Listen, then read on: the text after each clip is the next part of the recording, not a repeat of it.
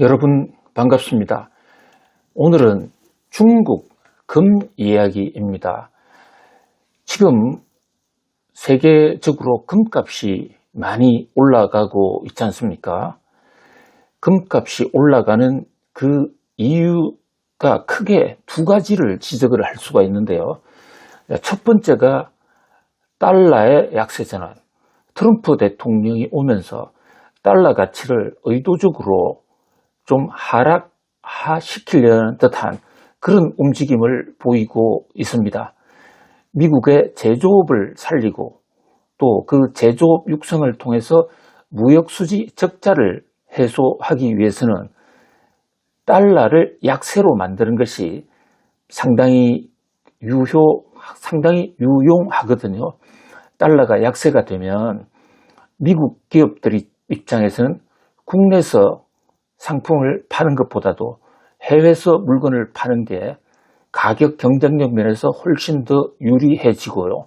또 외국 업체들이 미국에 와서 물건을 팔았을 때 별로 남는 게 없습니다.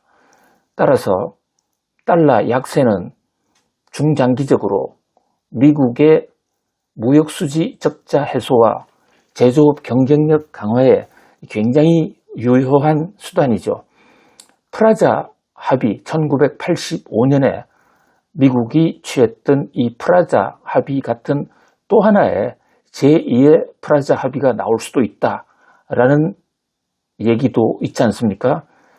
트럼프의 장기 구상, 특히 미란 보고서 등에는 달러를 약세로 만드는 제2의 프라자 합의 같은 게 필요하다라는 그런 전략이 구체적으로 언급이 되어 있거든요. 물론 트럼프 대통령이 지금 당장에 그 프라자 합의를 강요할지는 현재로서는 알려진 바가 없습니다만은 어쨌든 트럼프 대통령 취임 이후에 미국 달러화가 많이 가치가 하락했습니다. 달러 가치가 하락하면 일반적으로 금은 달러와의 대체 관계에 있거든요. 왜 금과 달러가 대체 관계냐 하면요. 금은 원래 세계 화폐의 중심 기축 통화였더랬습니다. 그런데 금을 가지고 거래를 하는 게 불편하기도 하고 도난의 가능성도 있고요. 또 금의 공급량이 충분하지 않으니까 인류는 금을 일단 쌓아놓고 그것을 바꿔주는 금본위제 같은 제도를 해왔습니다. 이른바 달러를 35달러를 가져오면 금을 언제나 바꿔준다는 금태환 제도도 사실 대표적인 금본위 제도의 일환이죠.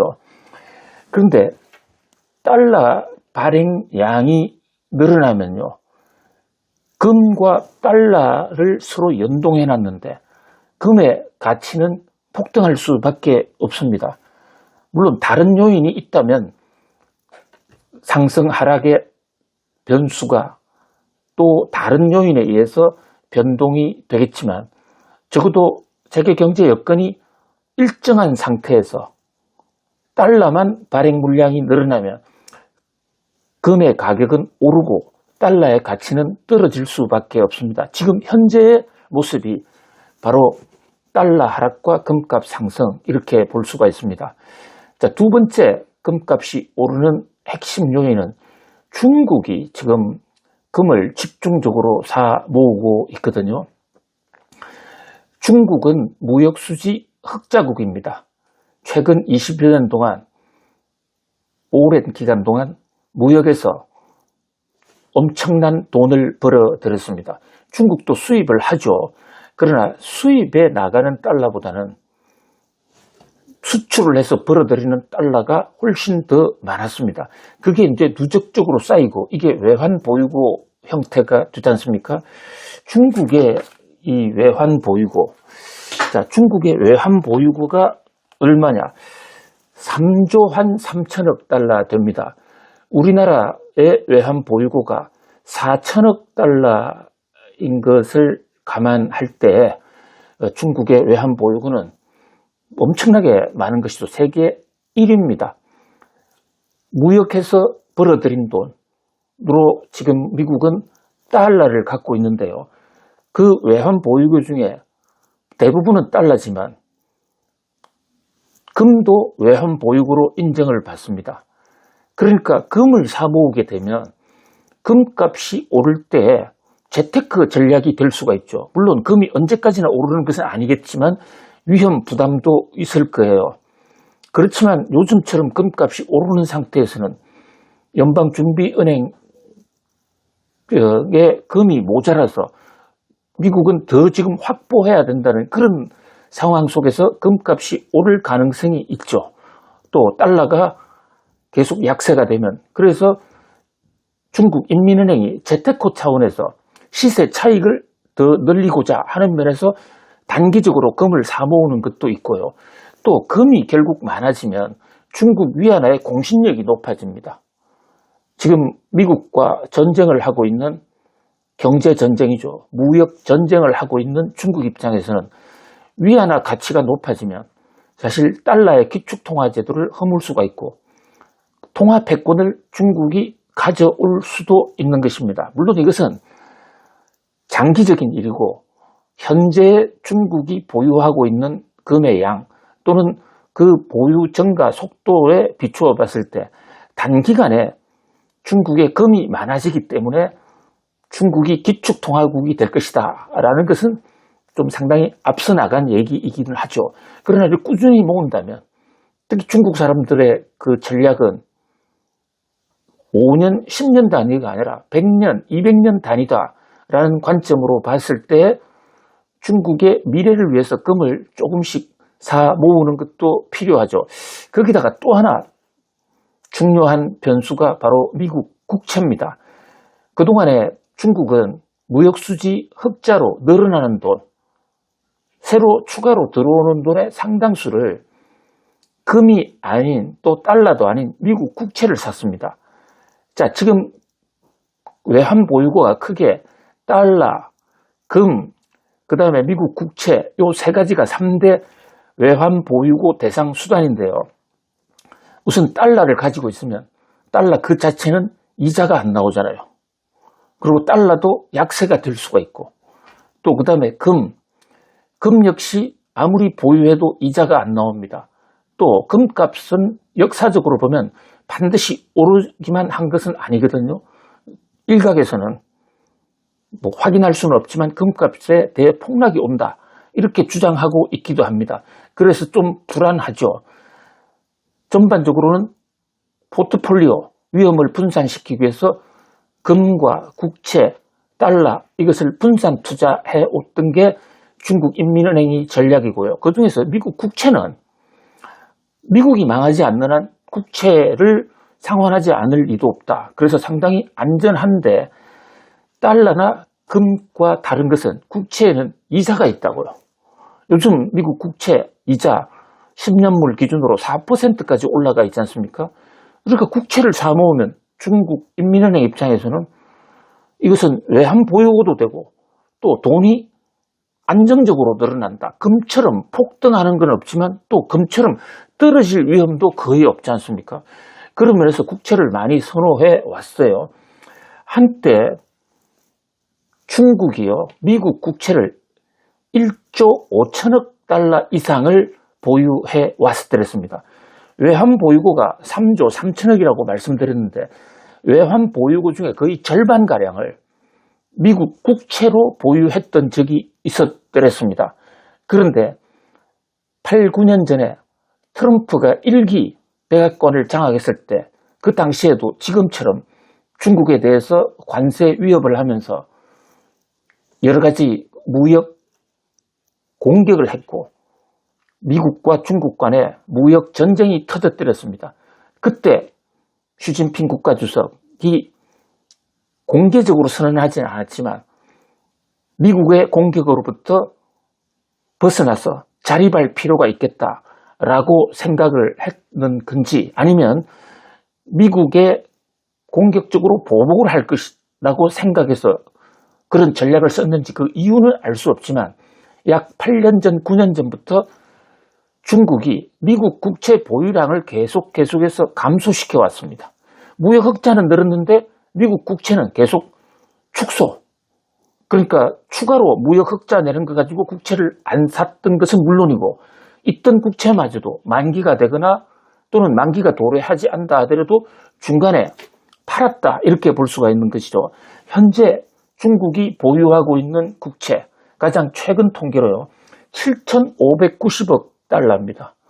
뭐 이것도 엄청난 금액이고 전 세계적으로 볼 때 미국 국채를 가장 많이 가지고 있는 나라가 지금 일본, 그 다음에 2등이 바로 중국인데요. 요게 9년 전만 하더라도 순위가 역전돼 있었거든요.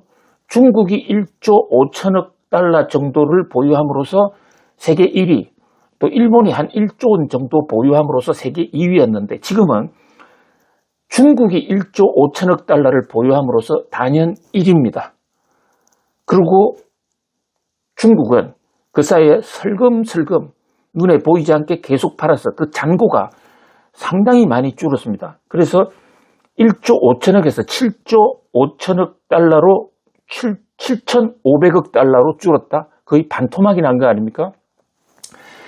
자, 이자도 주는데 또 달러가 비교적 안정적인데도 불구하고 왜 미국 국채를 팔았느냐?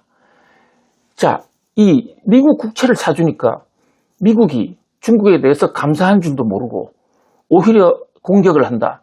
그런데 사실 미국 입장에서는요, 국채를 팔아야만 재정 적자 또 국가 부채를 메꿀 수가 있거든요. 그래서 중국 입장에서는 미중 무역 전쟁 속에서 바로 이 국채를 하나의 협상 카드, 무기로 활용을 했던 겁니다. 국채가 국제적으로 잘 안 팔려가면 미국은 입장이 난처해질 것이고 국가 부채를 충당하지 못하니까요. 그래서 중국 같은 나라에 와서 사정을 할 것이다. 이것이 중국이 미국 국채를 매각한 전략으로 보여집니다. 자, 그래서 국제 금값이 많이 올랐는데요. 최근에 중국 금융당국, 인민은행과 금융감독원 이 좀 파격적인 조처를 단행했습니다. 시중은행들을 독려해서요. 신용카드 현금 서비스로 금 사는 것을 막아라. 이런 조처를 취했거든요. 자, 지금 중국은 그동안에 가급적이면 시장 규제를 금 사는 것에 대해서 규제하지 않았습니다. 오히려 중국 인민은행이 금 사면서 동시에 각 개인들도 금을 사 모아라. 그러면 개인이 사는 금은 그 자체로서 외환 보유고가 되지는 않지만 여차하면 은행에 맡긴다든지 또는 뭐 IMF 때 우리가 금을 기부한다든지 일단 민간에 금이 많이 있으면 그것이 중앙은행으로 들어올 가능성이 외국에 있는 것과는 비교도 안 될 정도로 굉장히 높아지거든요. 그런 면에서 사실 민간이 보유하고 있는 금도 사실상의 그 국가의 외환 보유고로 볼 수가 있습니다. 그래서 외환 보유고가 늘어난다는 그런 측면에서 민간이 금 사는 것을 앞장서서 금을 사라 이런 얘기는 하지 않았지만 금융기관이 대출을 해주거나 금 사는 용도로 그래도 아무런 개입을 하지 않았습니다. 그런데 중국이 갑자기 금융기관 관계자 회의를 소집해서 더 이상 신용카드로 현금 대출을 해서 그거로 금 사주는 것은 막아라 이렇게 선언을 했습니다. 또 보통 중국 인민은행은 이런 규제를 하면 쥐도 새도 모르게 조용히 합니다. 국제사회에서 금융당국이 규제하는 모습이 좀 볼썽사납고 중국의 금융자유화가 안 됐다 이렇게 욕을 먹을 수가 있거든요.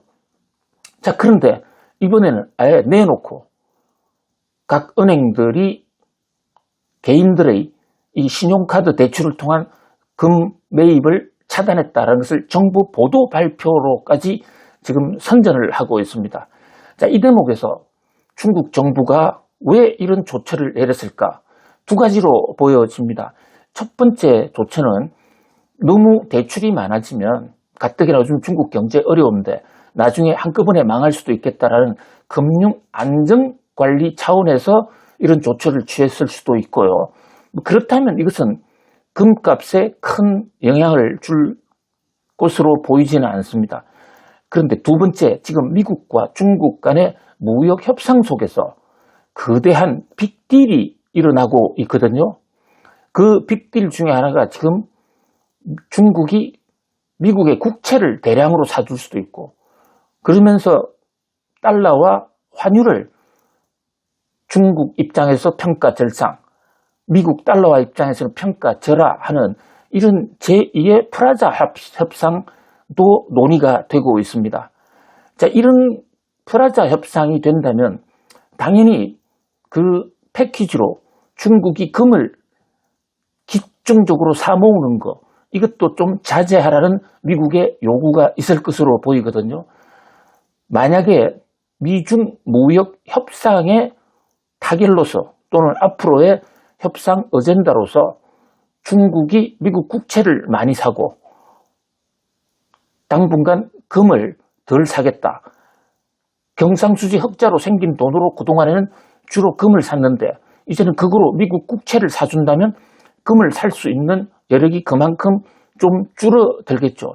물론 중국이 위안화의 기축통화로 가겠다는 그 중장기적인 엄청난 원대한 구상, 이것을 포기하지는 않을 것입니다만 단기적으로 관세 폭탄 같은 이것을 해소하기 위해서 미국과 중국 간에 시진핑 국가주석과 트럼프 미국 대통령 간에 어떤 빅딜이 될 수도 있다. 그런 차원에서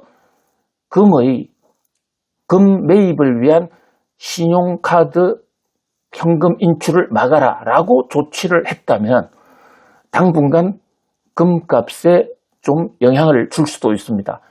자, 지금 미국발 이 관세 폭탄 와중에서 중국이 금을 사모은 것이 금값을 많이 폭등시켜 왔는데요. 미국, 중국의 합의로서 금값 상승을 좀 안정시키자, 이런 합의를 할 수도 있는 것이거든요. 바로 그런 점에서 미중 무역 협상의 내용을 좀 지켜볼 필요가 있습니다. 미중 무역 협상, 지금 스위스 제네바의 1차, 2차 협상은 끝났지만 이 협상은 상당히 길어질 수 있습니다. 앞으로도 미중 무역 협상 중간 단계 소식 우리 구독자님들께 즉각 새 영상을 쏘아서 말씀을 올리겠습니다. 구독 관계를 꼭 좀 유지를 잘 해 주시기 바랍니다. 예, 여러분 오늘도 승리하세요. 여러분 오늘 감사합니다.